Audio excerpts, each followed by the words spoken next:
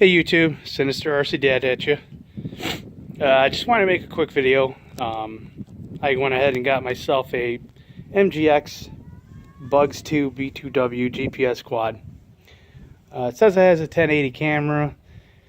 The image resolution is just fine.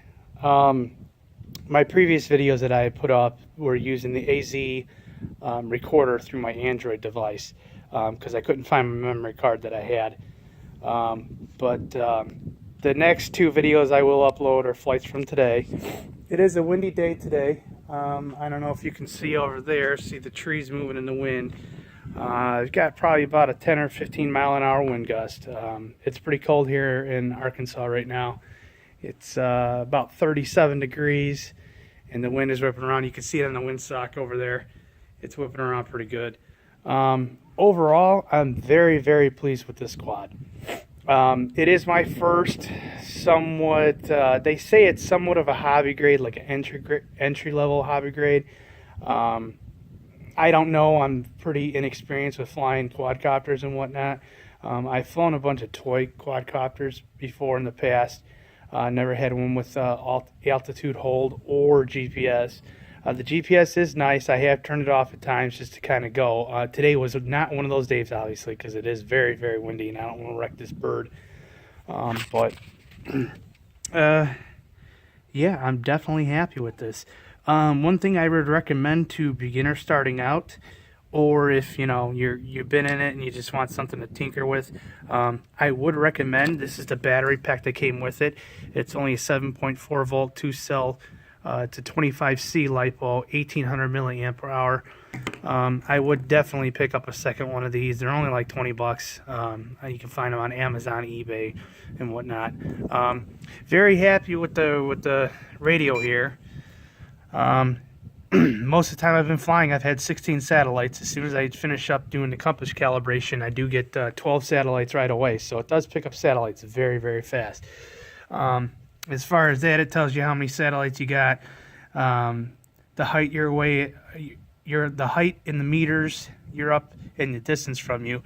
It's what I believe to be very accurate. I did take this bird. I know 400 feet is the maximum allowable height you can fly. I did take it up to 133 meters, which equals roughly 400 feet. And even with the wind ripping around there, the bird seemed to hold pretty stable with that GPS signal. So very, very pleased with that. So I would definitely recommend this bird. If you're into FPV, getting into FPV, and this will be your first one. This is the first one for me. So I kind of wanted to see, it was for the price point, it's dead on. Very, very pleased with this quad. And I apologize about the first two videos I put up. Those are through my, they're kind of crappy because you can see the Wi-Fi breaking up and the image clarity wasn't that great. But I'm going to go ahead and download. What I used is, if I can get it out of here, my hands are kind of frozen here from the wind whipping around. I can't even get this thing out of here. Okay, here we go. I use this guy right here, which is a SanDisk Extreme. There we go, focus. There we go. 32 gigabytes. So I'm going to see how much room was left on the card after making these two videos with the two flights. I am getting around anywhere from 10 to 12 minutes of flight time with this, but I've kind of chalked that up to it being windy. The last time I was here last week, it was very windy. Today was extremely windy. So I got a little bit paranoid when I got her up in the air and I was watching the FPV screen and kind of seeing that this quad was going back and forth. But it pretty much, in a nutshell, held its position very good, I feel, anyhow. So, yeah, this is Sinister RC Dad's take on the Mjx Bugs 2. I definitely give this squad a thumbs up.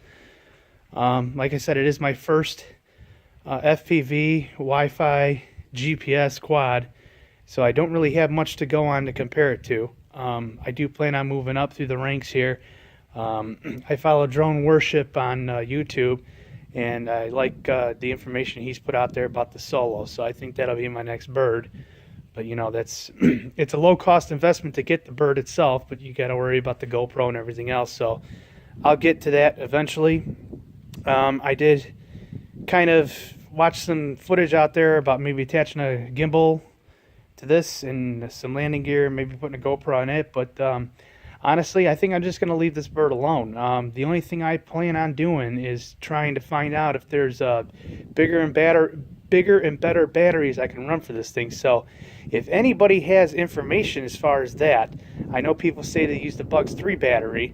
I found somewhere that they use a 200 milliamp 25C 7.4 volt 2-cell lipo.